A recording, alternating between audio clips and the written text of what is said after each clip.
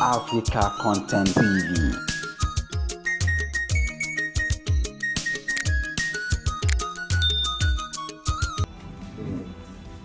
Alagi, on behalf of Akwa Ibom Youth Frontier for Asiwaju Tinubu, we present this cap to you as our identity, and this is the cap that we will also present to you on the day of victory.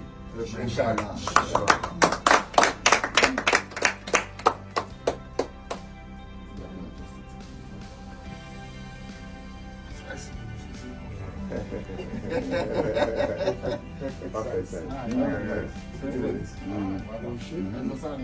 Okay.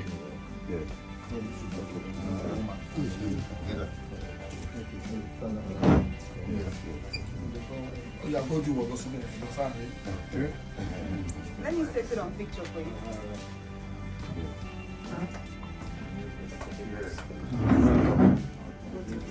Yes.